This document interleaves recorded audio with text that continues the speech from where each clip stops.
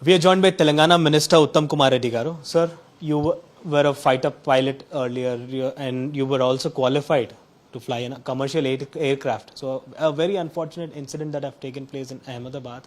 How do you see this, sir? What do you think was the glitches and what are the factors that are related to these kind of incidents that take place?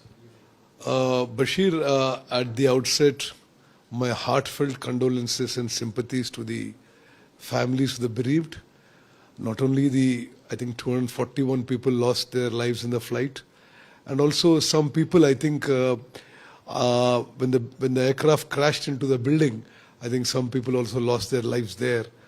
My heartfelt condolences to each of the families of the bereaved. Very, very unfortunate accident and very, very sad accident. Bashir, it's really, really surprising because this Boeing 787 was largely considered as a safe aircraft. It was one of Boeing's good products is what the international aviation circles say, and I think it was launched about 15 years back. In 15 years, among the tens of thousands of hours that the Boeing 787 must have flown all over the world, I mean thousands of Boeing 787s, this was the first ever any incident or accident that happened. So very unfortunate that Air India 787 crashed yesterday. As far as what I could see, after takeoff at a certain height, which I am told is 500 to 600 feet, the undercarriage was still down, the landing gear was still down. Actually, I would have expected that the undercarriage would be retracted by then.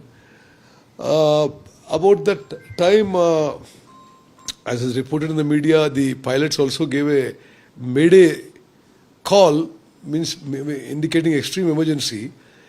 So for whatever reason, the aircraft seems to have lost power at that height. And then, as what I could see in the videos, the aircraft was still in a nose-up position. And in a nose-up position, with no power, the aircraft seems to have no power at all. The aircraft seems to have stalled and gone and hit the ground and gone into a building in which there were doctors' hostel. It was very unfortunate. There have been casualties there also.